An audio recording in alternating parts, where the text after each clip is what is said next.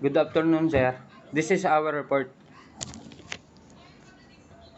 Photograph photograph taken at the crime scenes.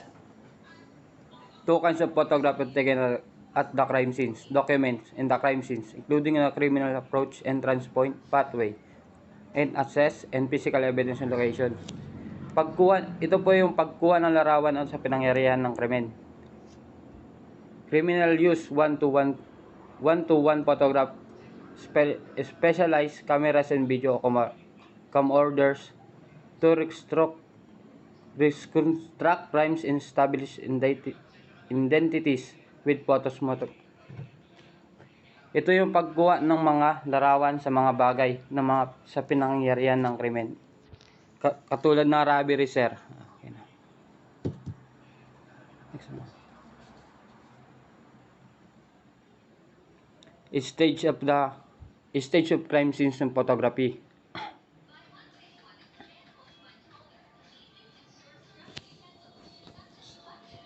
General views, crime scenes and providing sweeping and view of the scenes. Ito yung pagkuha ng larawan sa buong lugar na pinangyarihan ng krimen. Number 2. The medium range of photograph process. Pagkuha ng mga larawan sa sahig at mga galos ng suspect, ng biktima. Ito po yun, sir. Close up views. Tas mo. Close up views.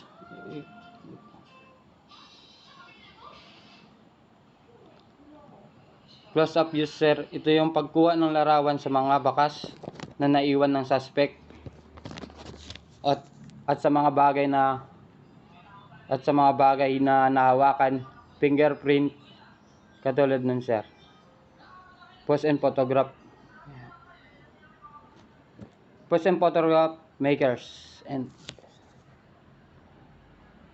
ito yung mga maaring kunan ng larawan ng biktima ng mga galos sa kanyang katawan.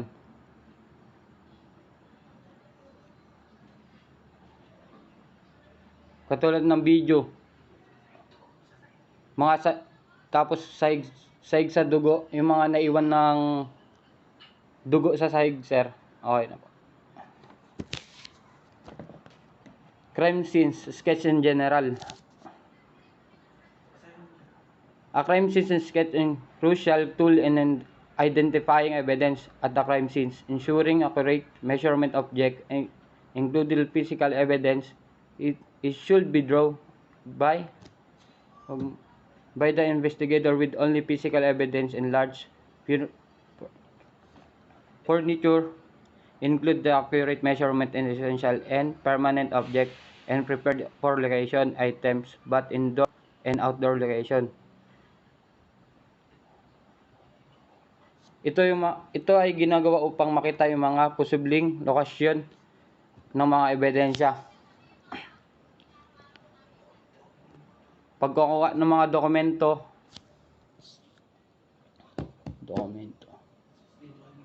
Tapos ito yung dinodrawing yung mukha, sir. Yan. Upang maipakilala yung suspect sa lokasyon na yun, sir. Tapos sketch. Next. Sketch used in the crime scenes. The three types of sketch used in the crime scenes. Number 1. Locality. A type of crime scenes map and depict the crime scenes general area and point. Interest in open and use the extended case like arson or robbery. Ito yung ginagamit upang maipakita ang mga pangunahing landmark at ang mga sukat ng lugar. Number 2. Grounds. The criminal scenes ground similar in locality, smaller area, adjacent and point and interest which can be outlined using chalk.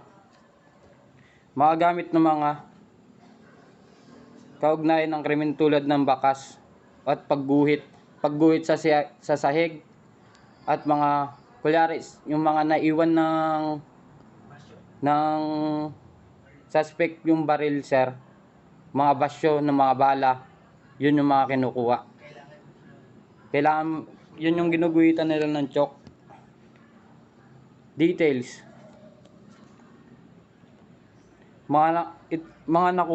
Ito yung mga pagkuha ng mga detalye sir, mga larawan, ebidensya at mga tanda sa loob ng pinangyarihan ng krimen. Yun lang sir. Categories of crime scenes.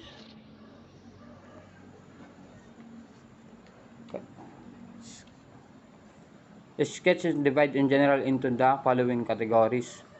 Road sketch.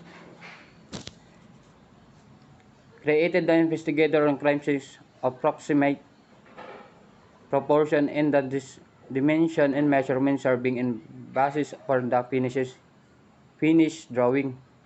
Ginagawa sa oras ng krimen na ginagawa sa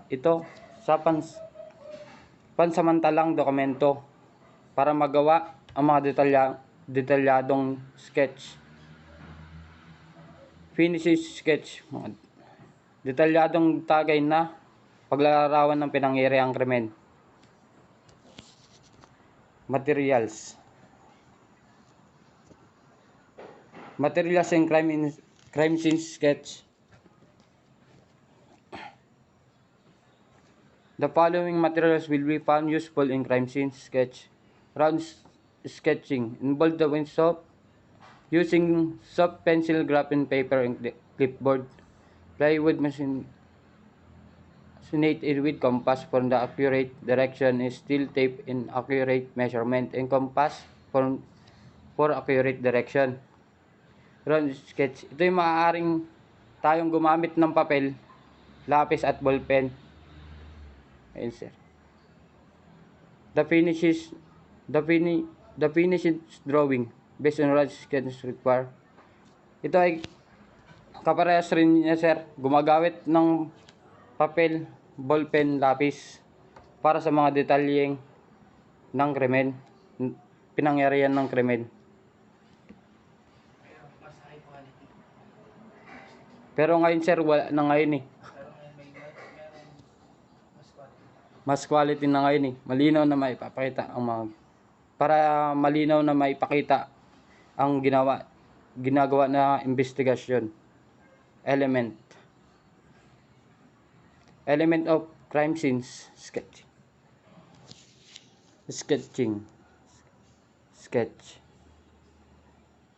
Measurement. Next mo lang.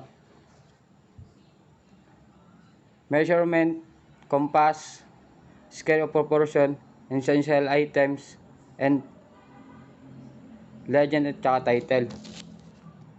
Isang paliwanag na paggagawa ng crime scenes na mahalagang bagay, ng sukat at direksyon at ng kumpas, na dapat din isama ang mga mahalagang bagay at gumamit ng pamagat para upang mapakilala ang lugar.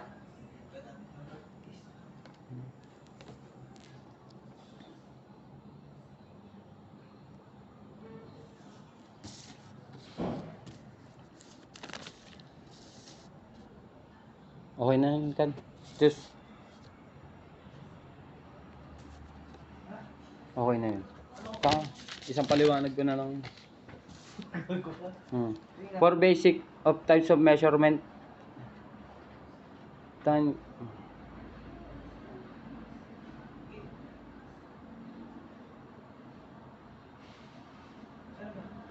Sa 4 basic types of measurement.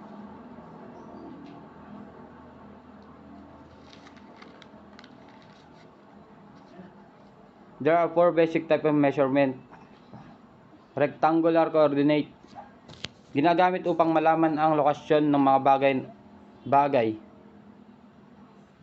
Polar coordinate.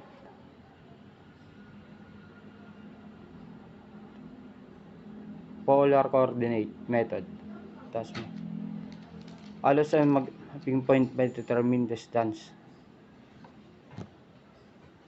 Paraan sa pagtukoy ng gumagamit ng radius na isang anggulo para upang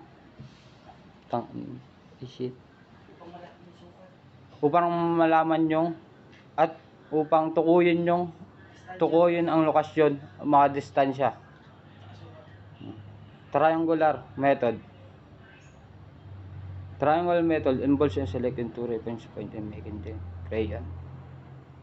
Paraan ng pagtukoy na gumagamit sa pagtukoy ng layo o distansya.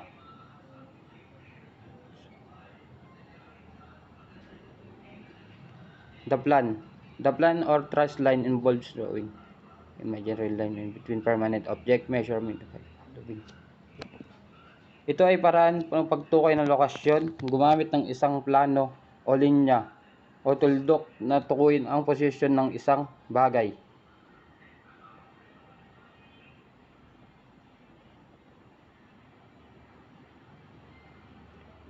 Common system of measurement.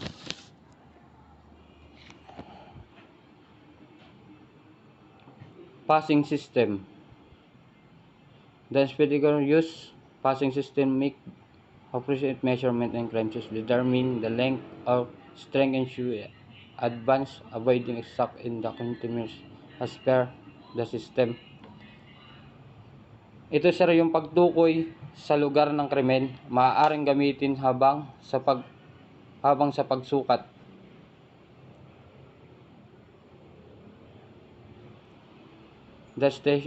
The station system, a method of use measurement long distance using cloth and coordinate method is similar coordinate which involves drawing from the object. Ito maaari tayong gumamit ng bagay ng pagsukat sa mga malalayong distansya. Ito yung maaari nating gamitin na bagay. Tela o kaya tape line. At yun lang po sir, maraming salamat po.